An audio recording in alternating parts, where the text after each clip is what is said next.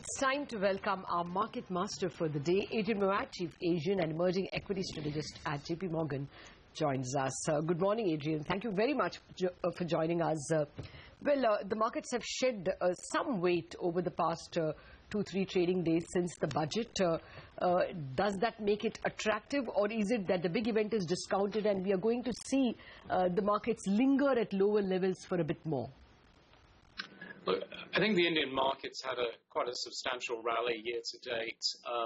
We've watched the index moving back down towards its 50-day moving average. I think investors will be, very focused on whether this 7,400 level is held by the Nifty.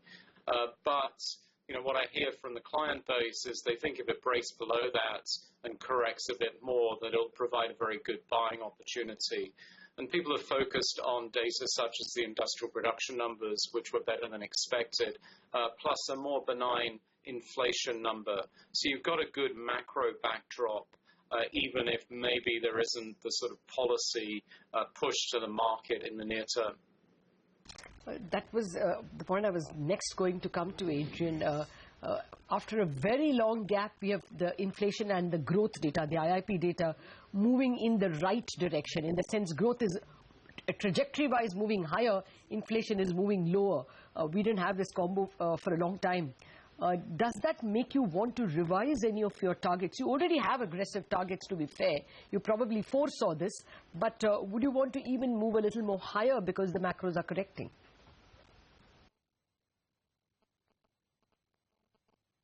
Index, we've got another 15 of the EM index year to date, for the balance of the year, and we expect India to outperform that. And as you correctly highlight, these conditions of falling inflation and rising economic growth are extremely powerful for equity markets.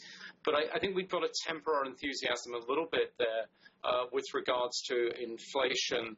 The monsoon, as you'll know, has arrived late in India. And so I think investors will judge inflation towards the end of the monsoon rather than maybe giving too much weight to last month's statistics. Adrian, hi, good morning. There was a bit of, a problem with the video, so I didn't really get your index target for the Indian markets. What do you hope to see, say, by the end of this year and by the end of next year on the Sensex? So, as I said, the story is we have a forecast of 1,200 for MSCI EM, which is about a 15% return. We believe India will outperform that. I don't have a formal target for the Nifty. That's fine. So how much of the rise in India is courtesy the global risk love? Because we've seen, the U.S. markets resume their uptrend, and many have pointed out that this is a, rising tide carrying all boats sort of situation. Within that, do you think in the emerging markets will continue to outperform, or in the second half, do you think developed markets could take over? So what we saw was very substantial underperformance of emerging market equities from late 2010 until early March this year. And then you saw EM equities beginning to do well. And India was a very big part of that story, particularly the Indian electorate voting for economic reform for faster growth. So we're at a very early stage of an EM outperformance. I think it will continue. And the story as we move into the end of this year will be that EM EPS growth starts to exceed developed market EPS growth, which it has not done since late 2010. And as it does that, then I think this asset allocation shift will start to move from investors being very comfortable with Europe and the United States and less comfortable with EM, beginning to become more comfortable with emerging market equities, and you see more capital moving in our direction. Now, the equity valuations in EM are very normal. They're sort of around averages for most markets, so they don't look cheap. But if you compare the valuations of EM to U.S. equities, we're trading about a 35% discount. The normal discount is around 20%. So I think that's what the value play is going to be. It's going to be saying, look, EM is actually the fast-growing area. Why is it trading at such a big discount to U.S. equities? And that's what's going to drive the outperformance going into 2015. Okay. Now, Adrian, within the Indian markets itself, there have been a couple of developments. Yesterday, we had the banking secretary, the the Secretary to the Finance Ministry, telling us that they're seriously looking at more autonomy for public sector banks, fixed tenures for chairmen of 5 years, and independent directors and such like. We also had separately on the technology sector, Infosys getting a bit of a drubbing after its numbers. Is all this making you want to churn your cyclical and your defensive portfolios? Well, I think the context of the comments with regards to more autonomy for the PSU banks has to be within the idea of increasing divestment. And so these divestment opportunities will be more attractive to investors if management has more autonomy. So I think that's a very smart move at this point in time. I'm not going to talk specifically about one company. We're not clear to do that. I think with regards to what people want to buy in India, they want to buy exposure to an improving domestic economy. So they'll probably have a bias away from the IT companies, even though if you look at the IT companies on a global context, they look good value relative to their growth and relative to the stress in their sort of balance sheet, their fundamentals, which are obviously incredibly good. In fact, you have highlighted this earlier about how you prefer domestic cyclicals, and you see this as just the start of a move on the upside. So within domestic cyclicals, what are the top preferences that you have? I noticed in your India list you have Tata Motors, L&T, Tata Steel, Hindalco. So across sectors, but which are the key sectors that you see outperforming now? Yes, so, just again, we're not sort of meant to be talking about specific stocks here. We're not cleared to do that. But with regards to sectors, I think infrastructure is very interesting. Building materials, we like metal and mining. So really quite sort of deep cyclical, some of the areas with a higher level of policy risk that have suffered in the last couple of years. I think exposure to consumer discretionary makes sense as well. And you can play that both through two-wheelers as well as the auto stocks. So there's definitely as much of a cyclical bias as we can put in place. Within the banking sector, a bias towards, some of the banks with more restructured loans. Why would you look at those? Well, if the economy is recovering, then fears around asset quality should be diminishing. So there's a cyclical value bias to our portfolio. Mm-hmm. Adrian, I know you're not, okay, I'll come to the trading question later. More a long-term question for a stock picker like you. What are you factoring in by way of earnings growth in FY15 itself, and what for FY16 now?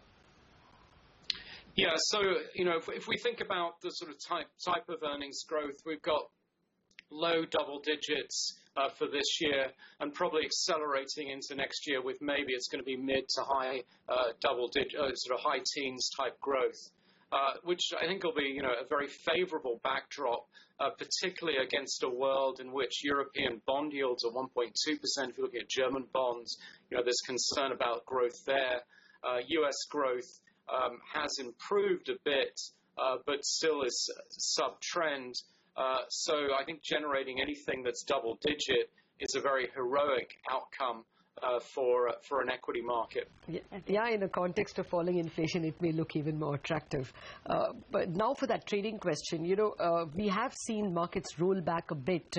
In the process of the rally from 6,200 in February to 7,800 after the elections, we saw a lot of mid-cap stocks flying.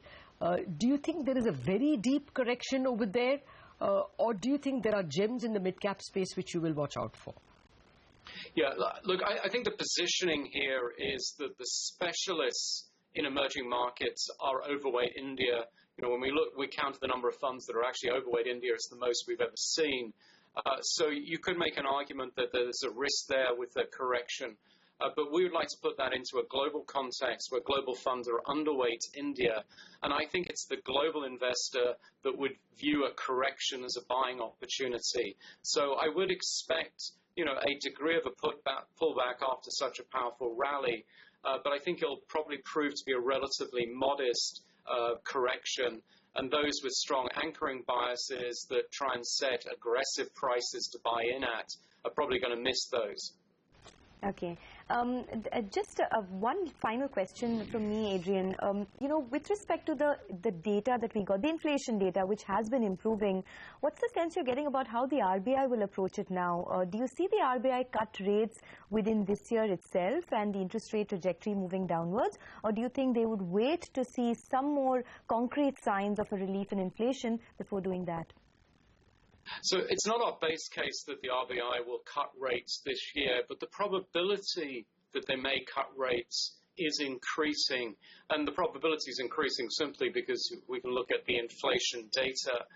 The other thing I was looking at this morning is if you look at Arabian light crude in Indian rupees, we're back down to the sort of the one-year average. So we don't have the sort of imported inflationary pressure that was a big concern last year. I think the only inflation concern we have for this year is with regards to the monsoon. Fortunately, we do have a government that does seem to have a plan around the use of food reserves in order to control inflation. And I think if there's an active management of inflation, then perhaps we can continue to see this trajectory of declining inflation. Okay, finally a global question again. How do you expect fund flows to behave, say, in the second half of the current year, or even for that matter in the next 12 months, as US bond yields rise, which they are bound to since that 10 billion cut program every month is in place? Do you think we might see foreign funds kind of taper off? No, I expect a pickup in inflows into emerging market equities as global investors reduce their underweights, and India will benefit from that. I think with regards to the end of tapering, we've got to also understand that the U.S. fiscal deficit is moving to a 7 or 8 year low now, so the actual supply of paper has been reducing. So the technical change, just because of tapering, is probably very modest. What will matter more to bond yields is economic data, and if economic data drives bond yields higher, i.e. strong growth results in higher bond yields, then equity markets in EM do well. We are positively correlated to rising bond yields. That includes Indian equities. Okay. Adrian Mowat, we appreciate you taking time out for us this morning and setting the stage for what I think will be an optimistic start, especially after that inflation data as well. Thank you very much indeed for joining us.